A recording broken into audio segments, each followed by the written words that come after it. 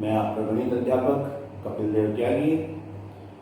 देखिए, हम क्लास 12 के अंदर पढ़ रहे थे कॉन्टिन्यूटी एंड डिफरेंशिएबिलिटी चैप्टर 5। उसमें हम लोगों ने 5.1 के कुछ क्वेश्चंस कर लिए थे। कॉन्टिन्यूटी आपको बताई गई थी कि किसी डेफिनेट पॉइंट पर आप लेफ्ट हैंड लिमिट और राइट हैंड लिमिट चेक करके दोनों को इक्वल रख के उसे कॉन्टिन्यूअस दिखा सकते हैं। अगर कोई पॉइंट डेफिनेट नहीं है तब आप उसकी कॉन्टिन्यूटी को कैसे डिस्कस करते हैं। आज हम जहां तक आपको क्वेश्चन कराए थे उससे आगे के क्वेश्चंस करेंगे। उससे पहले हम कुछ थ्योरम्स के बारे में बात करते हैं, केवल उन्हें डिस्कस करेंगे, प्रूव नहीं करेंगे। तो ये थ्योरम्स हैं आपकी, इन्हें आपको बस याद रखना है। इन कंडीशंस को क्या है,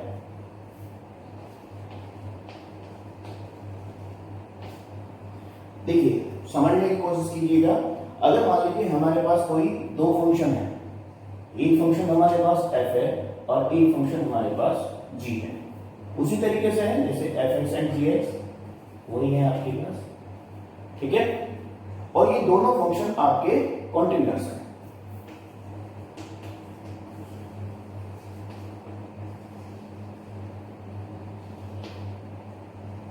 ठीक, दोनों फंक्शन अगर आपके कॉन्टिन्यूअस हैं तो इस पर बेस्ड आपकी कुछ थ्योरम्स बनती हैं। केवल उनके स्टेटमेंट हम आपको बता दे रहे हैं यहाँ पे, उन्हें आपको याद रखते चलना है कि अगर आपका fx एंड gx किसी पॉइंट पर कॉन्टिन्यूअस है, कॉन्टिन्यूअस एट एनी पॉइंट, कोई भी आपको पॉइंट ये दी जाए, any point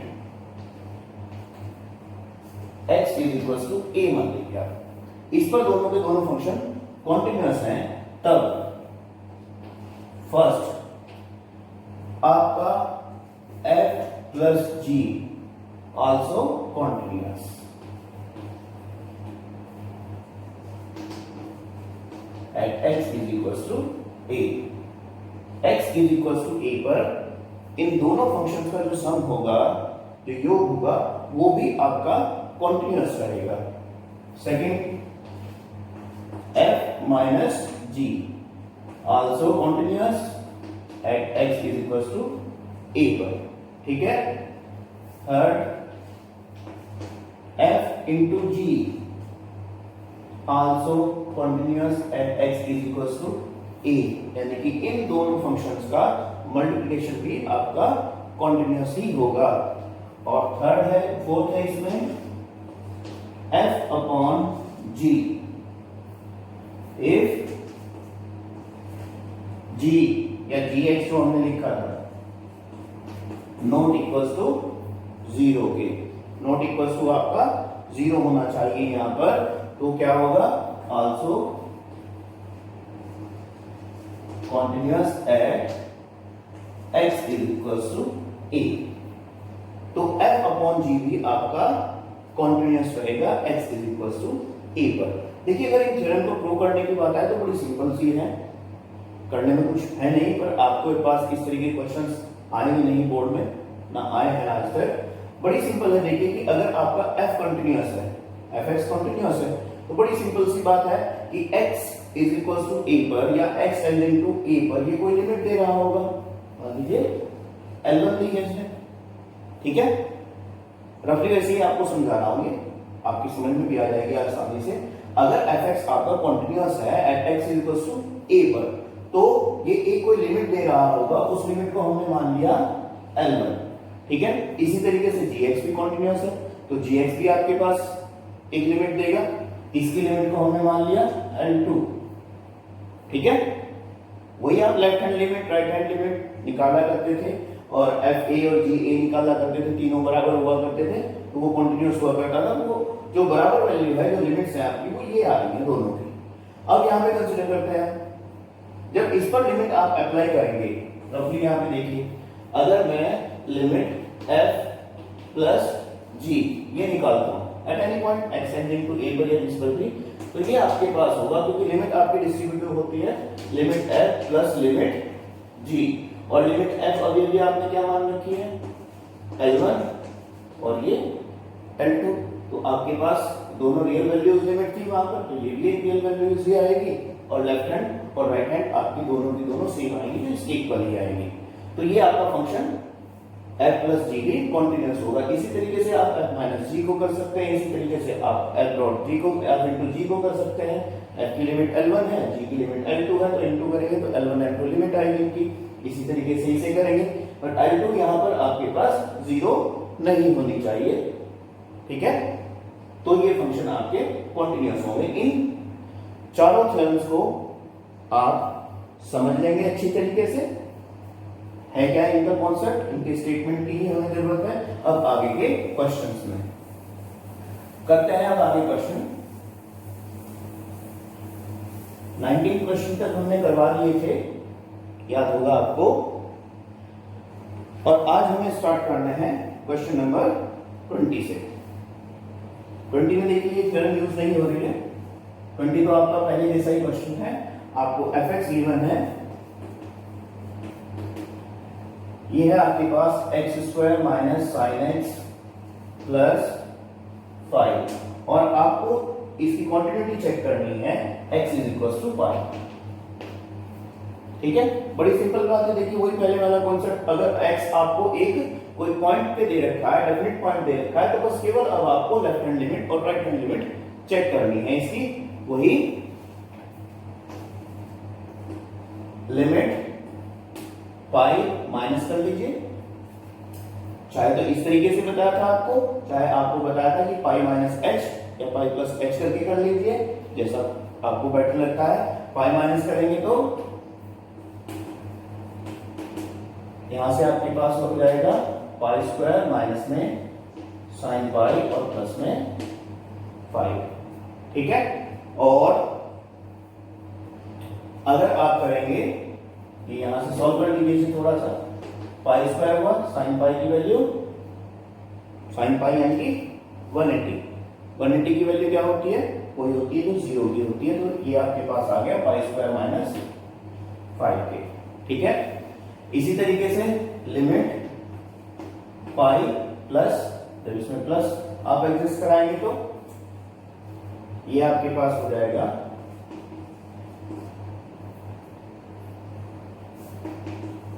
pi square minus में वही साइन पाई और प्लस में 5। यहां से भी आपके पास वही पाई स्क्वायर माइनस 5 आ रहा है, दोनों लिमिट्स आपकी सेम आ रही है। और आप एफ पाई की वैल्यू भी चेक कर सकते हैं इसमें रख के।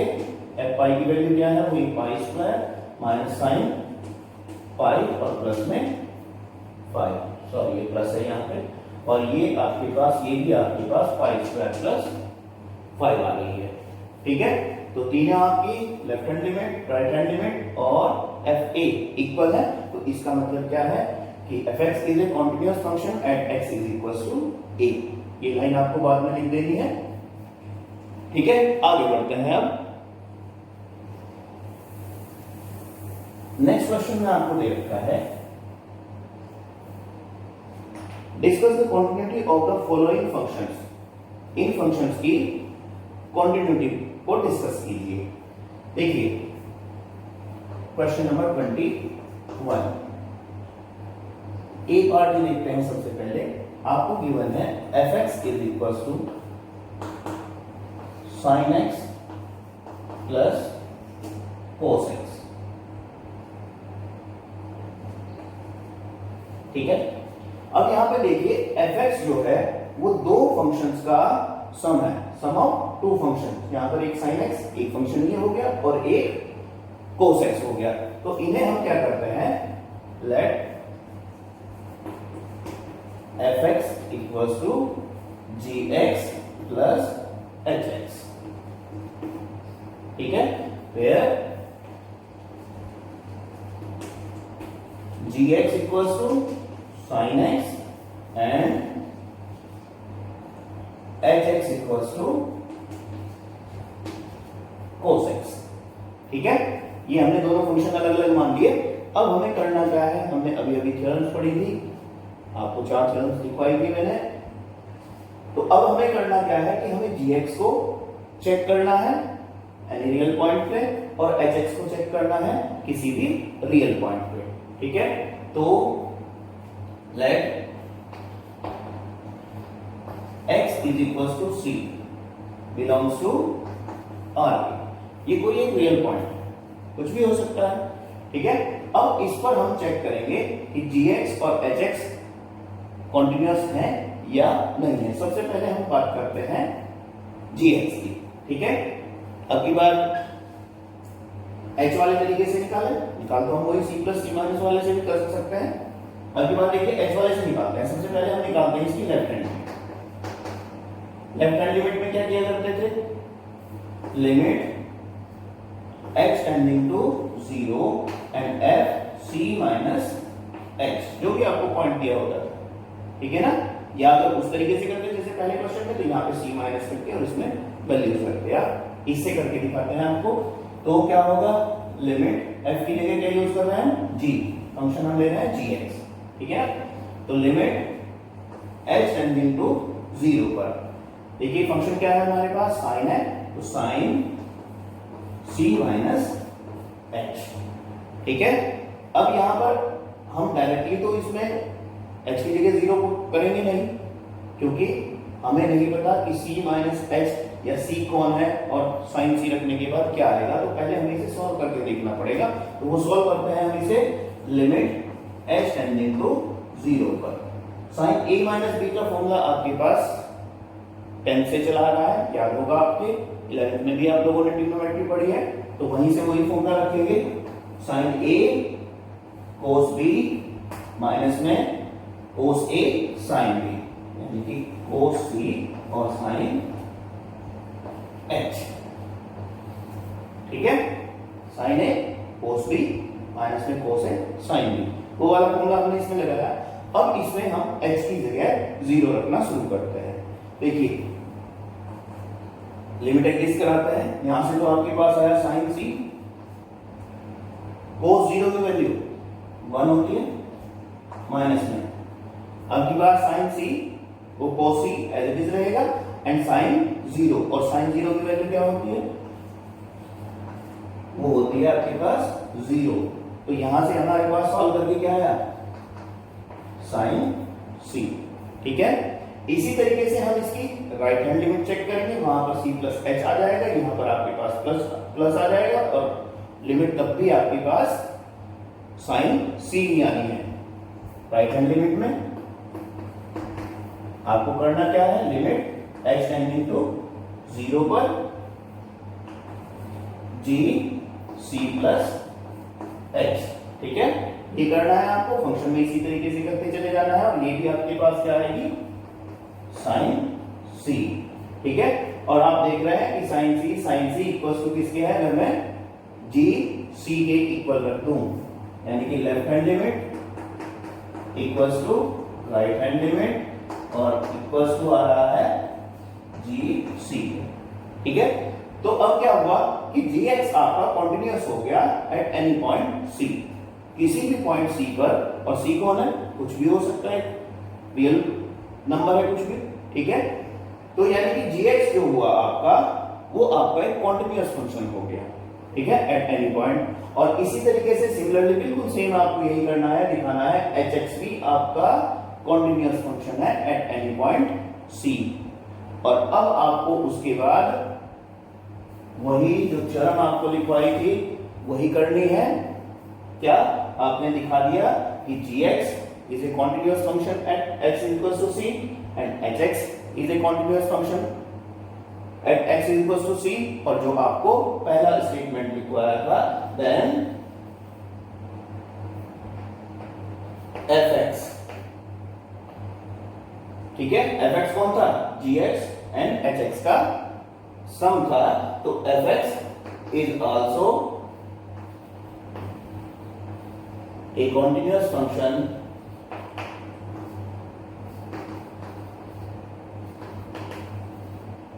at x is equals to c के। और यही हमें इसमें चेक करना था कि ये आपका fx sin x plus cos x continuous है या डिसकंटिन्यूअस है। डिसकंटिन्यूअस है तो डिसकंटिन्यूटी वाले पॉइंट आपको इन्हें बताने थे। अब ये आपके 3 पार्ट दे रखे हैं, इसमें 3 ही दे रखे हैं, सब में बिल्कुल सेम है, ये आपको कॉमन करना है बाकी के दोनों पार्टों में। जैसे बाकी के दो पार्ट्स हैं उसमें आपके पास sin x minus cos x है और थर्ड पार्ट में आपके पास sin x into cos x है। करना सेम है, बाकी जो पार्ट्स आपको दे रखे हैं उनमें भी सेम यही करना है आपको। sin x चेक करके दिखाएंगे इसी तरीके से, उसकी left hand limit right hand limit, cos x same करके दिखाएंगे आप, ठीक है, उसे hx मान के। और आप फिर उसके बाद कहेंगे कि gx and hx is a continuous function at x is equals to c, hence fx जो हम मान के चलेंगे नेक्स्ट में gx minus hx is also a continuous function at x is equals to c। और इसी तरीके से करेंगे कि fx जो मान के चले हैं थर्ड पार्ट में gx into hx वो भी आपका continuous होगा at x is equals to c पर। तो इस तरीके के क्वेश्चन हैं ये आपके, इन्हें आप करके देखेंगे, आसान है और इंपॉर्टेंट है। नेक्स्ट क्वेश्चन की बात करते हैं। नेक्स्ट क्वेश्चन देखिए, आपको दे रखा है discuss the continuity of cosine cosec sec and cot. देखिए सिंपल सी बात है, अभी हमने साइन और कोसाइन चेक कर लिया। इससे पहले वाले क्वेश्चन में हमने चेक कर लिया 22 की बात कर रहे हैं कि आपका साइन एक्स ये भी किसी भी पॉइंट पर x इक्वल टू c पर कॉन्टिन्यूअस हुआ करता था। आपने cos x भी चेक कर लिया कि ये भी आपका कॉन्टिन्यूअस होता है, ठीक है। ये आपको बिल्कुल सेम करना है जैसे इससे पहले वाले क्वेश्चन में। अब ये आपसे कह रहा है 22 में कोसाइन तो आप दिखाई देंगे कि कोसाइन आपका क्या है, कॉन्टिन्यूअस है। अब बात करता है ये कोसेक की, तो जब आप दिखाएंगे कोसेक,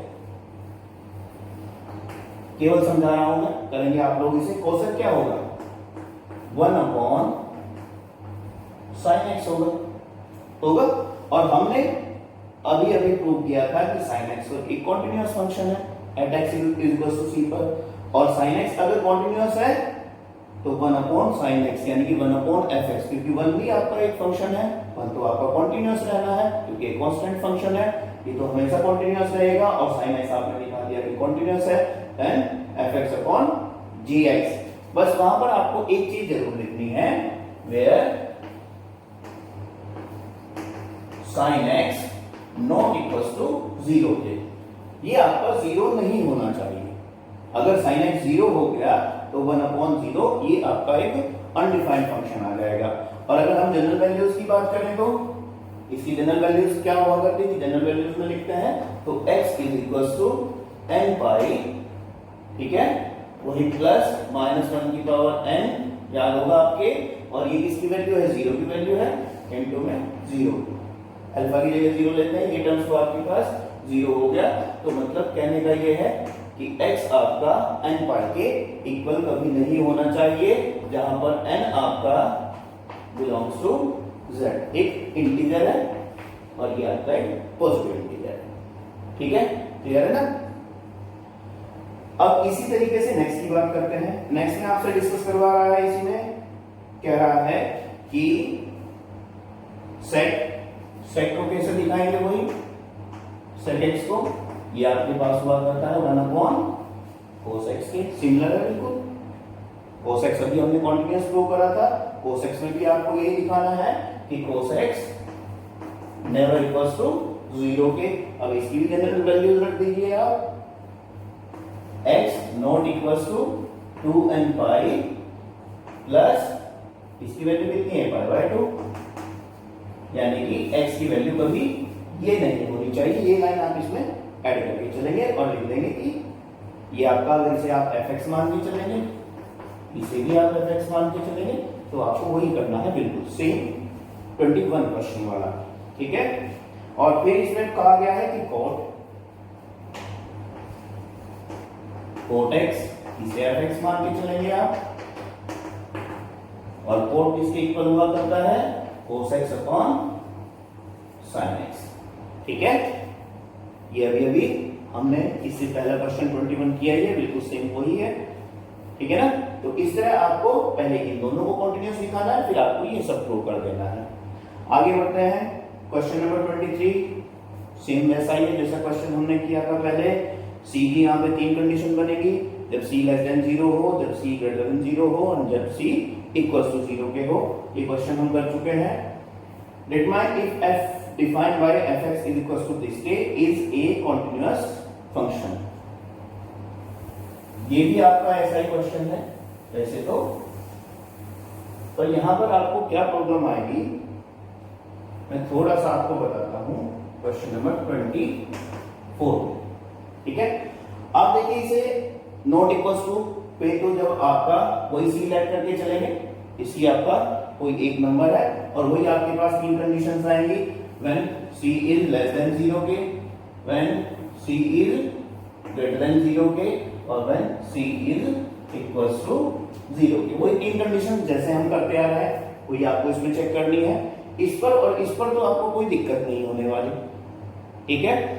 आपको दिक्कत कब आनी है, आपको दिक्कत आनी है इस पर इक्वल्स टू 0, क्योंकि यहां पर लेस देन में भी और ग्रेटर देन में भी दोनों कंडीशंस में fx आपके पास क्या आ जाएगा, लिमिट किसी पॉइंट पे x टेंडिंग टू c पर fx आपके पास डायरेक्टली c स्क्वायर और ये sin 1/c आ जाएगा, ठीक है, इन दोनों कंडीशंस में। अब यहां पर चेक करना है आपको, तो उसके लिए क्या देखना है, जब आप चेक करेंगे limit x tending to c या 0, x टेंडिंग टू 0 पर या 0 प्लस और 0 माइनस, क्योंकि लेफ्ट हैंड और राइट हैंड हमें दोनों चेक करनी पड़ेगी, इसकी वही 0 प्लस h या 0 माइनस h। हम पहले लेफ्ट हैंड की बात करते हैं।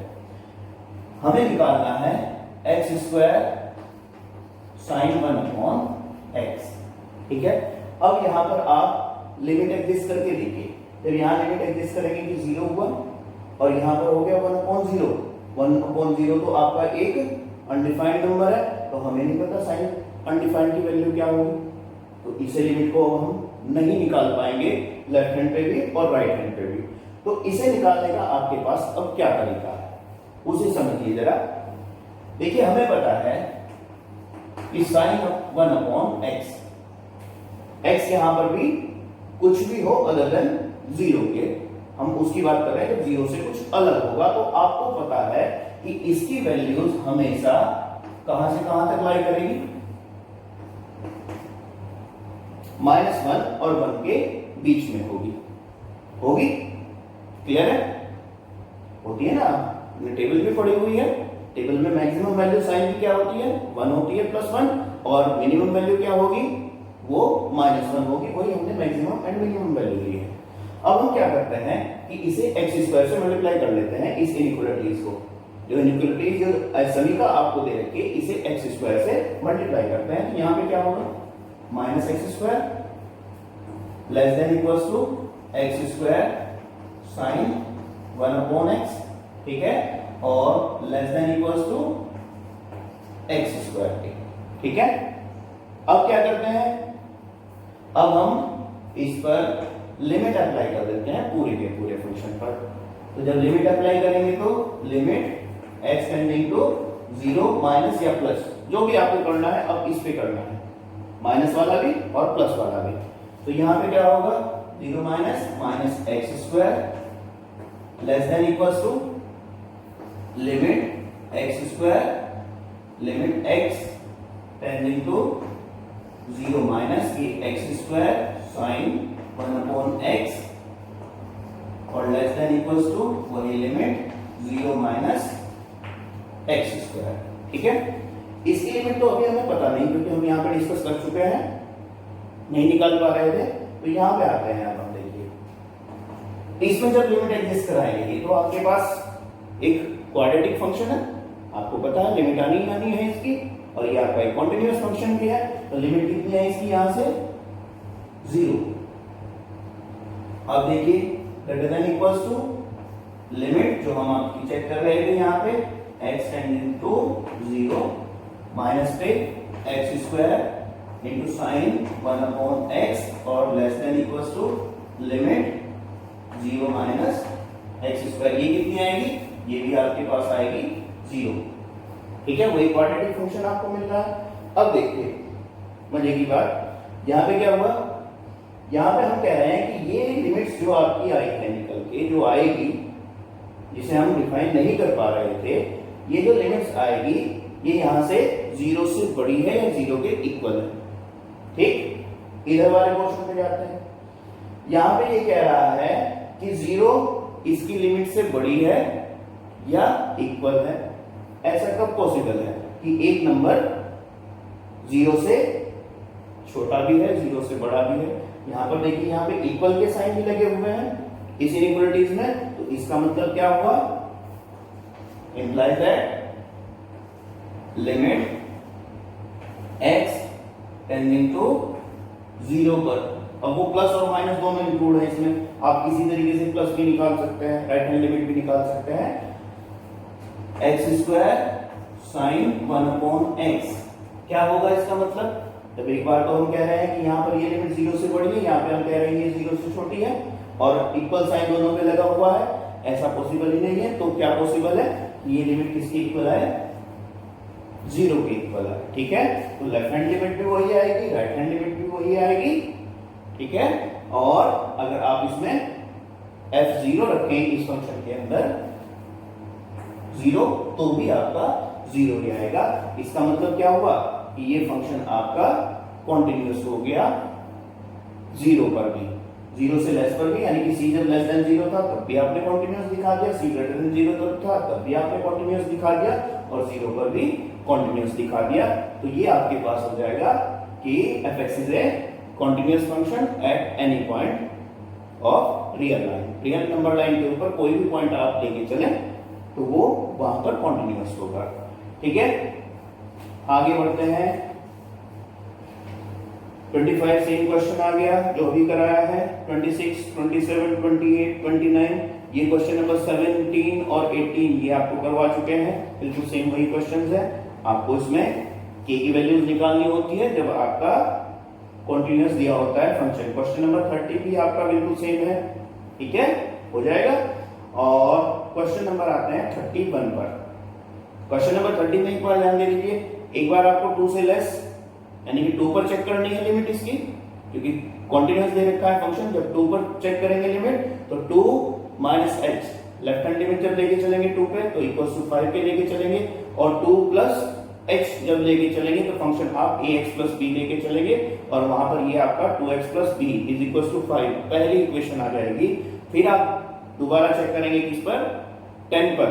जब लेफ्ट हैंड लिमिट लेंगे 10 माइनस h, तब आपके पास ये इसमें ax प्लस b फंक्शन लेके चलेंगे, x की जगह पे 10 यूज करेंगे तो 10a प्लस b हो जाएगा, और ग्रेटर देन 10 पर कितना लेके चलेंगे, 21 लेके चलेंगे। तो दो इक्वेशन इसमें आपके बन जाएंगी। पहली इक्वेशन आपके पास बनेगी 2x plus b is equal to 5k, और सेकंड इक्वेशन आपके पास बनेगी 10a plus b equal to 21 के। दोनों इक्वेशंस को आप सोल्व करके a और b की वैल्यू निकालेंगे, यानी कि 2 पर आपको कॉन्टिन्यूटी दिखानी है और 10 पर कॉन्टिन्यूटी दिखानी है, वही लेफ्ट हैंड और राइट हैंड लिमिट रख के। आगे बढ़ते हैं क्वेश्चन नंबर 31 पर। 31 और इससे आगे के फंक्शन जो दे रखे हैं वो आपके फंक्शन ऑफ फंक्शंस दे रखे हैं, यानी कि फंक्शन के अंदर फंक्शन। जैसे कि आपने 11th में पढ़ा था g of f and f of g, ठीक है ना, उस तरह के क्वेश्चंस हैं। जैसे आपको 31st दे रखा है, 31st की बात करते हैं, आपको दे रखा है fx is equal to cos x²। ठीक है, अब देखिए, अगर मैं मान के चलूं इसमें कि fx equals to g of f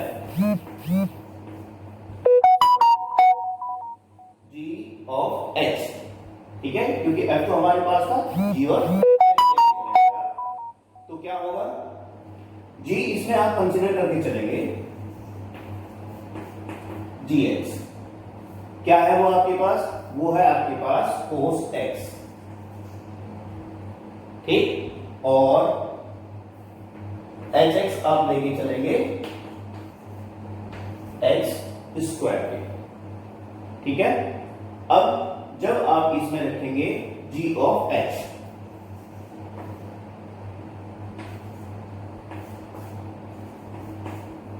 ठीक है, इसका मतलब है आपके पास जी of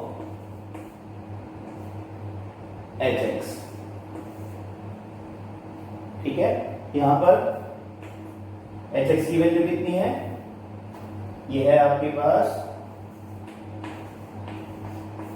x square H x की वैल्यू।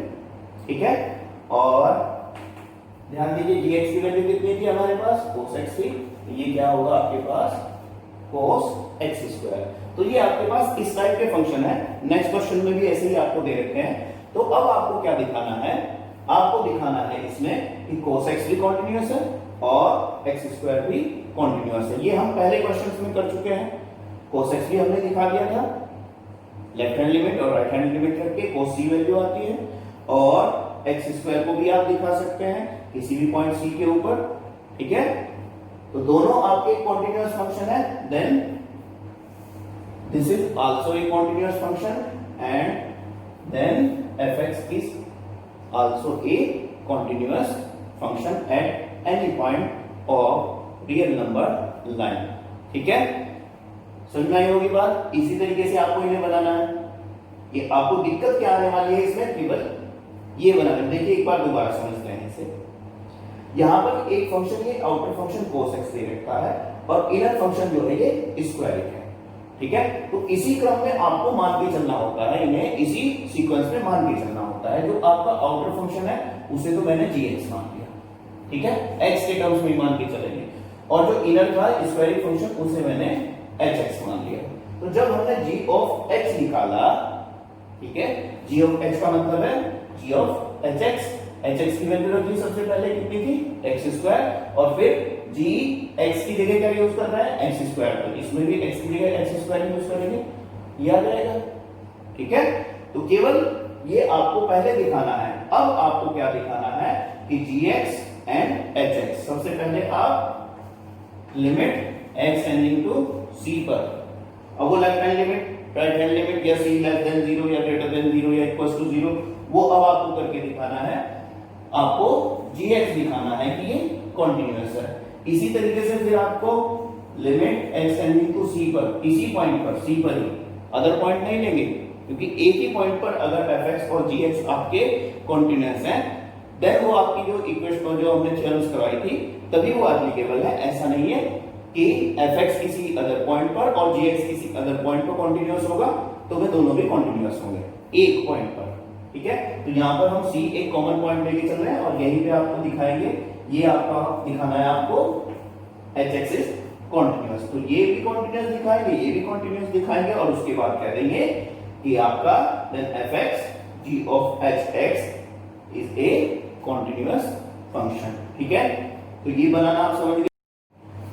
नेक्स्ट जो क्वेश्चन करेंगे उसमें थोड़ा और क्लियर हो जाएगा। ये करना आपको आ गया था। 32 क्वेश्चन पे डिस्कस करते हैं।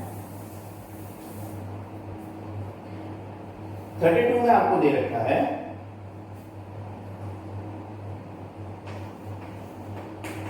ये है आपके पास fx equal to modulus of cos x।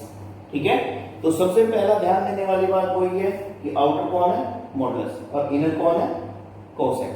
ठीक है, तो आउटर को आप सबसे पहले क्या करें, gx मान के चलेंगे, मॉड ऑफ x। ठीक है, और इनर वाले को क्या मान के चलेंगे, cos x मान के चलेंगे। अब आप लिखेंगे fx equal to g of hx। ठीक है, अब देखिए इसे अप्लाई करके, इसका मतलब है आपके पास g of hx।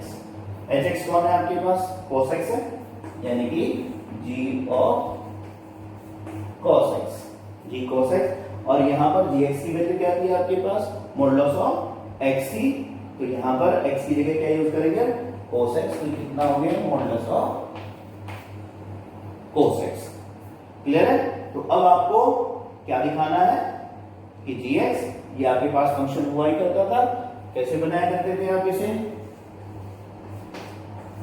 Modulus function को बनाना आपको बताया था, माइनस x है जब if x लेस देन 0 के है, और ये प्लस x होगा इफ x ग्रेटर देन 0 के है। तो ये फंक्शन आपने इससे बना लिया। अब आप इसे दिखाएंगे वही, let c is a real point. तीन कंडीशन बनेगी आपकी, c लेस देन 0 के, c ग्रेटर देन 0 के एंड c इक्वल्स टू 0 के। तीनों पर ये आपकी लिमिट वही 0 देगा और ये आपका एक कॉन्टिन्यूअस फंक्शन हो जाएगा। और इसे तो हम पिछले क्वेश्चंस में दिखा ही चुके हैं, ये भी आपका एक कॉन्टिन्यूअस हो जाएगा। Then fx is also a continuous function. और इसका एक अंतिम प्रश्न आपका बचता है, लास्ट क्वेश्चन आपका बचता है। 33 तो आपका जो बच्चों है ही, आपका लास्ट है 34। f is defined fx is equals to modulus of x and modulus of x plus 1। तो 33 में आपको क्या करना है, इसी जैसे पहले करते आ रहे हैं, आप gx और hx मान लेंगे। 34 में fx आपको डिफाइन है modulus of x plus minus modulus of x plus 1 पे, ठीक है। तो इसमें आप क्या कंसीडर करेंगे, fx equal to gx minus में hx। gx कौन है, ये है, और hx कौन है, ये है। अब इन्हें आप वैसे ही फंक्शन बना के gx को क्या बनाएंगे, जैसे अभी भी बनाया था आपने, minus x and x when if x less than 0 के, इफ x ग्रेटर देन 0 के। इक्वल्स टू ले लीजिए, इस पे कोई से भी आप इक्वल्स टू यूज कर सकते हैं। इस वाले की बात करते हैं, hx क्या बन जाएगा आपके पास, hx आपके पास बनेगा